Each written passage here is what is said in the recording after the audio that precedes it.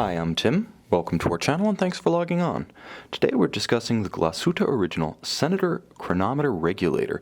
You can see this 42mm 18-karat white gold chronometer regulator and purchase it on our website.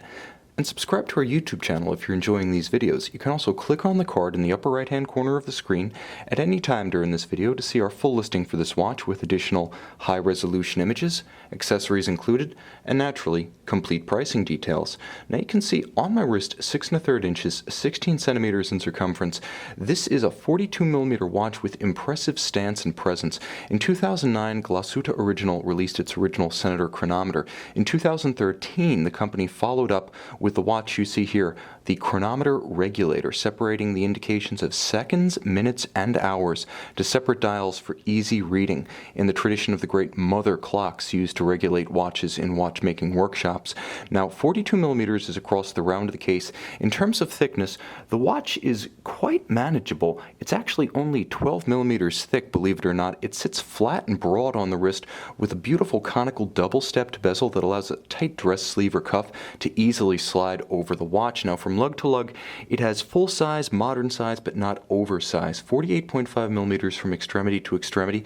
It sits nicely on a smaller wrist like mine, and even if your wrist is as small as 14 centimeters in circumference, you should find that this flat and compact modern complication sits quite nicely with a good sense of proportion and no lug overlap. Now, that's in large part to the fact that the lugs downturn sharply as they exit the flank of the case, so it wraps itself around the wrist.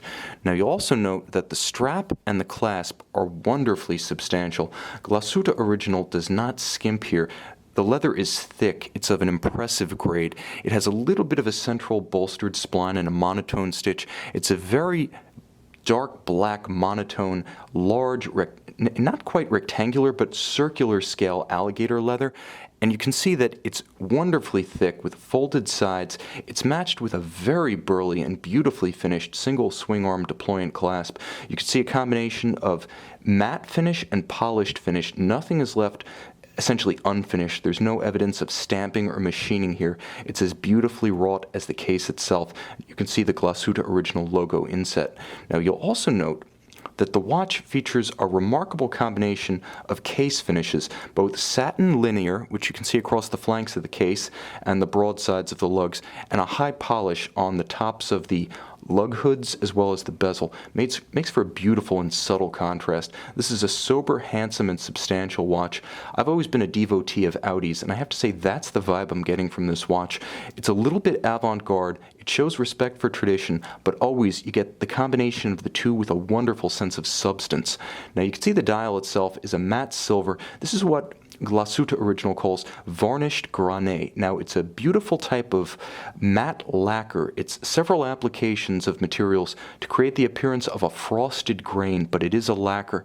Lacquer generally seen as the kissing cousin of enamel, generally a high gleaming gloss finish.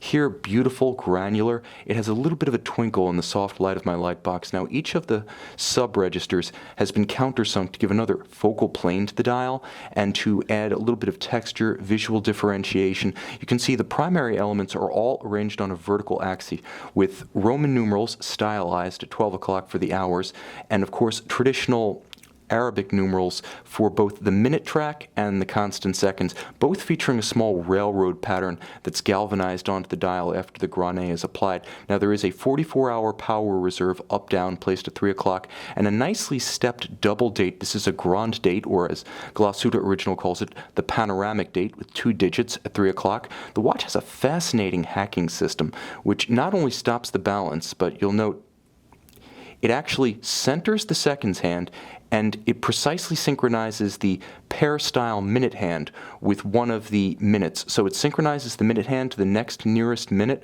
or nearest previous minute, and then it synchronizes the seconds hand at 12 o'clock. So you're always looking at the precise moment when you cross the threshold of the minute, so you can synchronize to a known accurate reference time such as an atomic clock. For additional distinction, the watch features a very subtle AM-PM indicator at 6 o'clock on the hours dial, so you know whether you're looking at AM or PM, and I've tried to capture it betwixt and between AM and PM, or night and day right now.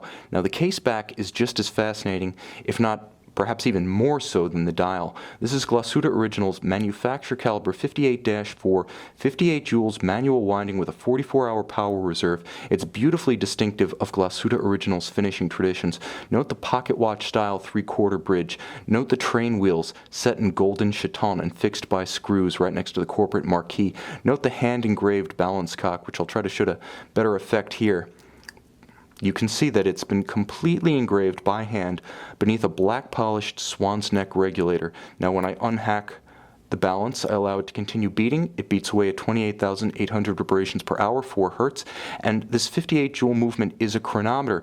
It's actually a DKD chronometer rather than a COSC, because this watch receives its chronometer certificate in Germany, where it's born. Now it's still a 15-day test. It still conforms to ISO 3159, just like the COSC. The difference is that this watch is tested fully cased up, whereas COSC is a test of a bare movement. Trust me, in the process of casing up the watch and applying pressure via screw to the plates and bridges, you do in fact change the timing particularities of the movement.